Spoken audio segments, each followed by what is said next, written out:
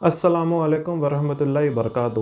صحیح مسلم شریف میں ہے کہ حضرت جابر رضی اللہ تعالیٰ عنہ فرماتے ہیں کہ حضور صلی اللہ علیہ وسلم نے سورہ کافرون اور الاخلاص کو طواف کے بعد 2 رکعت نماز میں تلاوت فرمایا۔ صحیح مسلم میں حضرت ہریرہ رضی اللہ تعالیٰ عنہ روایت کرتے ہیں کہ صبح کی 2 سنتوں میں بھی حضور صلی اللہ علیہ وسلم انہی 2 سورتوں کی تلاوت کیا کرتے تھے۔ مسند احمد میں ہے کہ عمر رضی اللہ تعالیٰ عنہ فرماتے ہیں کہ حضور صلی اللہ علیہ وسلم نے فرض کی 2 سنت اور مغرب کے بعد کی 2 رکعتوں میں 10 یا 20 کے اوپر کچھ مرتبہ سورہ کافرون اور الاخلاص پڑھا۔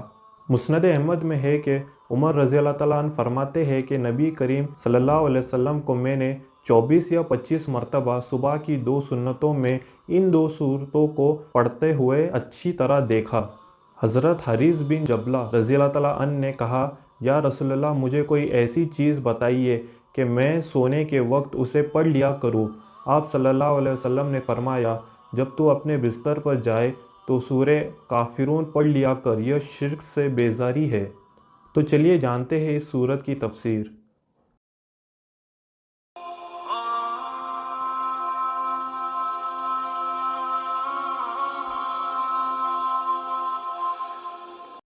سورہ نمبر 109 الکافرون، آیت 1 سے 6۔ اس سورت میں مشرکین کے عمل سے بیزاری کا اعلان ہے اور خدا کی عبادت کے اخلاص کا حکم ہے۔ یہ کتاب مکے کے کافر قریشیوں سے ہے، لیکن دراصل زمین پر رہنے والے تمام کافر اسی میں آتے ہیں۔ اس آیت کی شان نزول یہ ہے کہ انہوں نے آپ صلی اللہ علیہ وسلم سے کہا تھا کہ 1 سال آپ ہمارے معبودوں کی عبادت کریں تو اگلے سال ہم بھی خدا کی عبادت کریں گے۔ اس پر یہ آیت نازل ہوئی۔ اس میں اللہ نے اپنے نبی کو حکم دیا ہے کہ ان لوگوں کے دین سے اپنی پوری بیزاری کا اعلان کر دو۔ دوسری آیت کے معنی میں ہے، میں تم جیسی عبادت نہ کروں گا، میں صرف اپنے رب کی عبادت کروں گا، اور وہ بھی اسی طریقے پر جو اسے پسند ہو۔ اس لیے فرمایا کہ نہ تم میرے رب کے احکام کے آگے سر جھکاؤ گے اور نہ میں تمہارے۔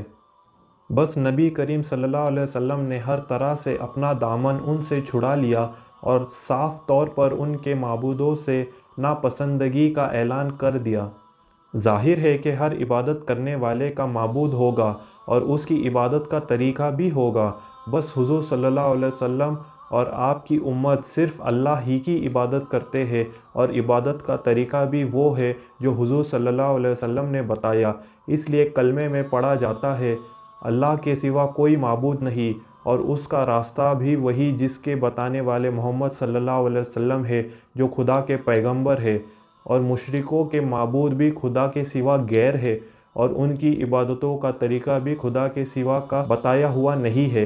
اس لیے فرمایا کہ تمہارا دین تمہارے لیے اور میرا دین میرے لیے۔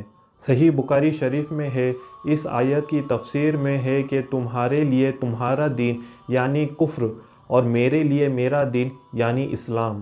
اسی طرح نہ تم میرے خدا کو پوچھتے ہو، نہ آگے بھی اس کی عبادت کرو گے۔ اس کے معنی وہ کافر ہے جن کا ایمان نہ لانا خدا کو معلوم تھا۔ ان 2 جملوں کو 2 بار لانے میں 3 مطلب ہو سکتے ہیں۔ پہلا مطلب یہ ہے کہ پہلی بار عبادت ہے، دوسری بار اس کا طریقہ۔ دوسرا معنی یہ ہوا کہ پہلے جملے میں حال ہے، دوسرے میں مستقبل، یعنی نہ کر رہا ہوں، نہ آگے بھی کبھی کروں گا۔ تیسرا مطلب یہ ہوا کہ پہلے بار تاکید ہے، اور دوسرے جملے میں ابن تیمیہ نے کہا ہے، نہ تو میں غیر اللہ کی عبادت کرتا ہوں، نہ مجھ سے کبھی کوئی امید رکھ سکتا ہے۔ صدق اللہ العظیم۔ الحمد والشکر للہ رب العالمین۔